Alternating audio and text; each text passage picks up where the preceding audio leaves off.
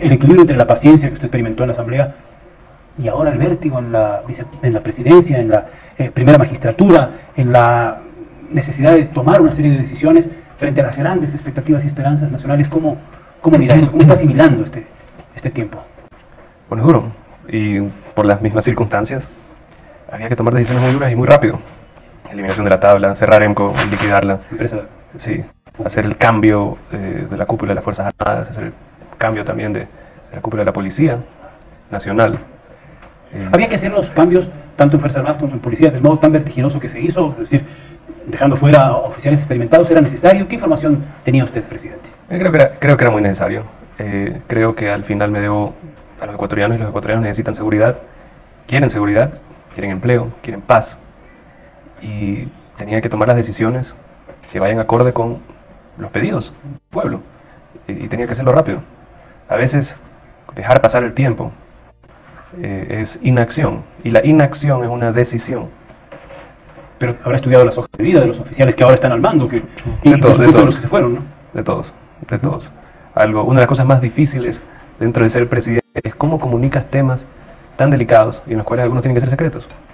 Como el tema de seguridad. No es que sales todos los días a decir, a ver, bueno, hoy vamos a hacer 8 operativos, vamos a mover a 40 oficiales, vamos a tener a un equipo del GEO que va a entrar a 4 casas en Durán. No puedes hacer eso de ahí. Claro, sería pistas al enemigo, que es el crimen organizado, la delincuencia, ¿no? Entonces eso es lo más difícil. Y como líder me toca a mí absorber esas críticas de falta de comunicación, pero es por la misma protección de los miembros de las Fuerzas Armadas, la protección de los miembros de la policía y la protección de mis ministros y de mi familia, porque también hay amenazas, también hay riesgos, también hay cosas así. Entonces prefiero aguantar 400 tweets de trolls de mis opositores insultándome y mantener ese silencio, que es protección a las fuerzas de orden y es protección a mi gente. Es una señal clara de esta nueva línea de gobierno, el nombramiento de varios de los gobernadores que se ha suscitado recientemente con personas que han pasado por las fuerzas del orden, policía, fuerzas armadas, en fin.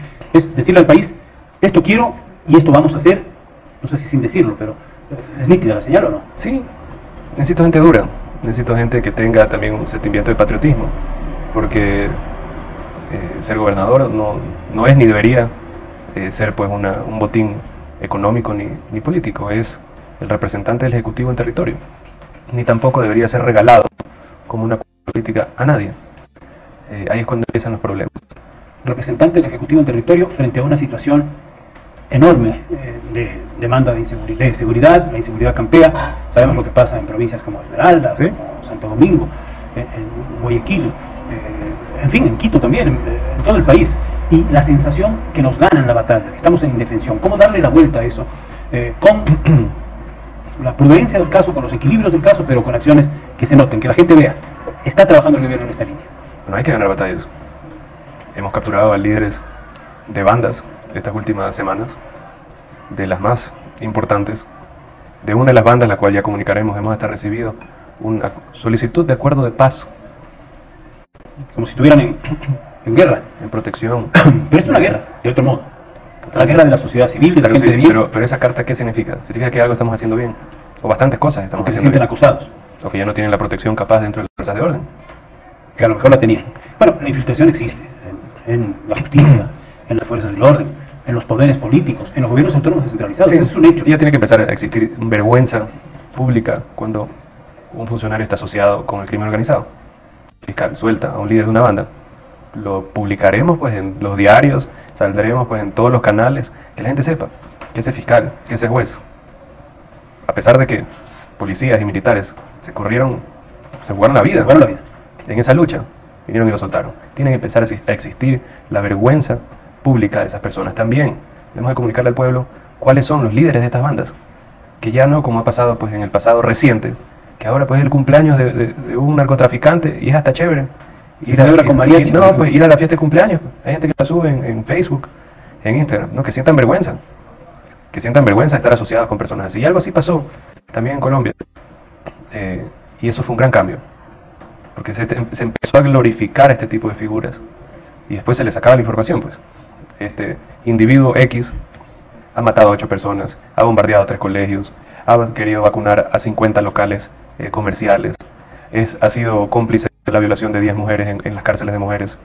Ya el momento en que la gente conoce eso, ya no es chévere subir en Instagram o en Facebook o en YouTube esa fiesta de cumpleaños. Es que no puede ser un orgullo pertenecer a una banda criminal que, bueno, primero mata gente, que destruye la economía, que destruye las familias. Ahora, la cooperación debe ser inmensa, de la ciudadanía, por supuesto de las fuerzas del orden, de la internacional. Y además internacional, a eso iba.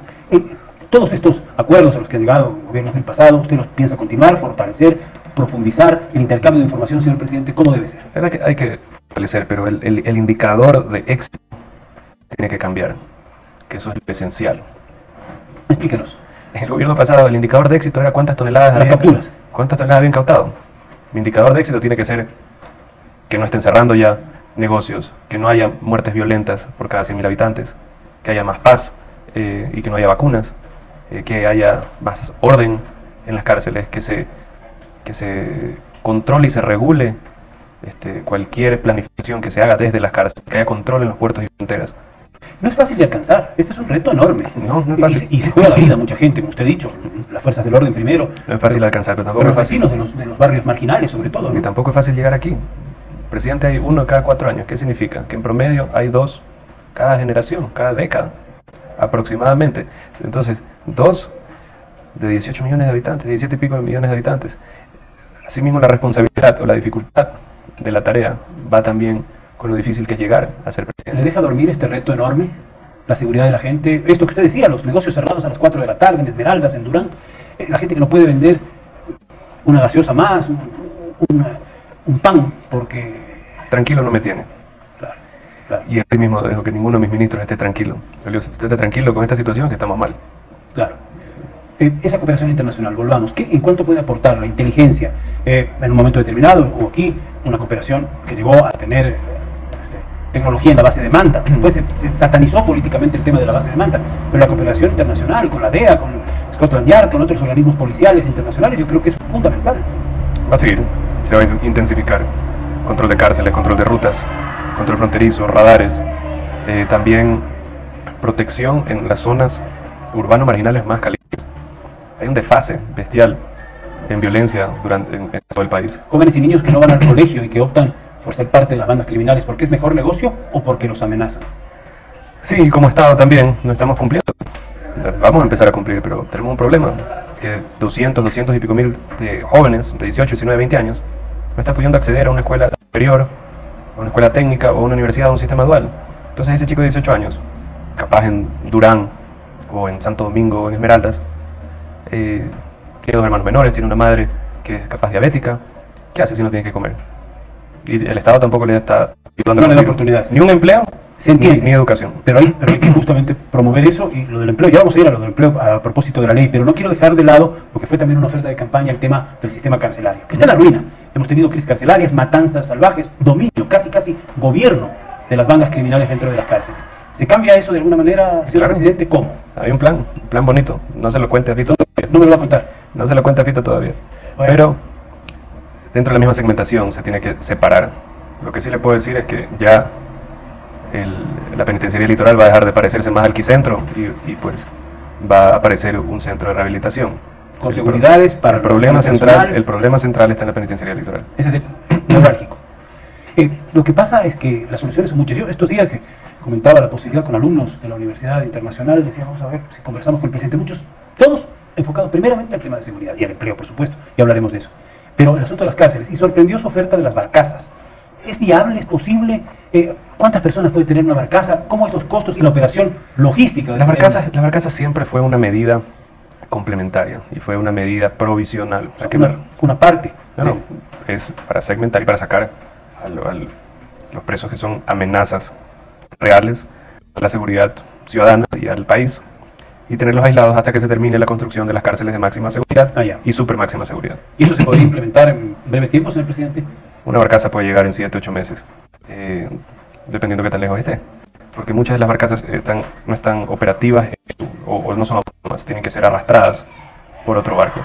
Ya tenemos identificadas 3 opciones, una está en Australia, otra está en Reino Unido, otra está en Estados Unidos, para traerlas. ¿Y qué dicen los expertos en seguridad y la logística para, no sé, rodear, para tener anclada una barcaza? No sé cómo sea la operación, la verdad no conozco mucho de eso, pero imagino que debe ser complejo, ¿no? Es complejo, pero más complejo es tener a todos esos mismos líderes en una penitenciaría en el centro de la ciudad más poblada del país, manejando operativos de violencia y de crimen organizado. O en La Roca, donde se volaron el techo, por ejemplo. Fíjese, Sí. cosa complicada. ¿En qué tiempo se puede cambiar la situación de las cárceles del Ecuador? Mucha gente hace la analogía con Bukele, con El Salvador, la construcción de esas megacárceles. ¿Creen esa Es la misma gente, posibilidad? es la misma gente. Son los mismos diseñadores, son las mismas compañías, es la misma gente. Es cooperación israelí en el diseño de las cárceles de Max, Supermax y la segmentación para delitos menores y contravenciones. Es un sistema que no es que lo inventó Bukele, es un sistema que venía de México, que asimismo lo lograron en Tailandia, lo lograron en Singapur, antes de México, y después de México El Salvador, y de ahí vendría el Ecuador. Y el tema tecnológico, por ejemplo, para bloquear el uso de celulares o teléfonos satelitales en las cárceles a los delincuentes y que los tengan en efecto y de modo muy activo las fuerzas del orden. Yo sé que es una inversión millonaria, pero es indispensable, me parece, presidente. Totalmente. Pero empecemos por la parte más análoga. En una celda de un líder de una banda, que no haya enchufe. Claro, para que no tengan donde cargar el celular. Empecemos por lo más básico. Si quiere, pues, o sea, hacer el megasistema tecnológico, pues sí, traemos a los americanos, a los israelitas, a los ingleses, que tienen cada uno sus sistemas increíbles, pero empecemos por el hecho de que no le pongan un enchufe al líder de la banda para cargar su celular, que no tenga un router adentro de su celda. Entonces eso es más que la tecnología, es el cuerpo administrativo La voluntad de las cárceles. La voluntad de quienes tienen el mandato. En este caso, lo puede directo, ver en YouTube. Pues. Ah. Mire la celda de Fito, 4 enchufes. Ah, Sí, inaudito, ¿no? parece aquí el Mario. Eso se Tiene va a más cambiar. enchufe que un cuarto ¿Se de va a Mario. cambiar? ¿Podría decirse de modo inmediato? Plazo Sí, por corto? supuesto, por supuesto. No digo, tiene más enchufes una celda en la penitenciaría del litoral que un cuarto hotel en el Mario. La gente en la calle, caminando, yendo en bus. Ahora usted visitó el metro la semana pasada, además ha hecho un compromiso para extender el metro, pero la gente se sube al transporte público y le roban el celular. El celular ahora ya no es diversión, es comunicación afectiva, pero también un instrumento de trabajo. ¿Cómo hacemos con esas cosas que parecen pequeñitas? Ya no son del gran crimen organizado, pero están ahí. Tiene que haber sistemas, y en eso se ha implementado en el Asia, así mismo como en Europa Central y en Estados Unidos, sistemas de anticipación de crimen, en las zonas calientes o en el transporte público, cámaras que verdaderamente funcionen, sensores que verdaderamente funcionen, sistemas de alarmas que verdaderamente funcionen, anticipación y comunicación, para que pues de repente suene una alarma dentro de un bus y ya está esperando en la siguiente parada la policía. Entonces todo eso sí, Pero es factible hacerlo. todo eso es factible hacer. La cooperación con los gobiernos autónomos descentralizados en esta materia, por ejemplo, ¿qué tan importante es? A ver, es esencial. Es esencial. Hay sistemas que son compatibles, sistemas de cámaras que son compatibles. Hay también sistemas de vigilancia que pueden ir de la mano del alumbrado público. Eso es de competencia de los GATS. Entonces tiene que haber una alianza, coordinación y trabajo del gobierno central con los GATS. Quiero pasar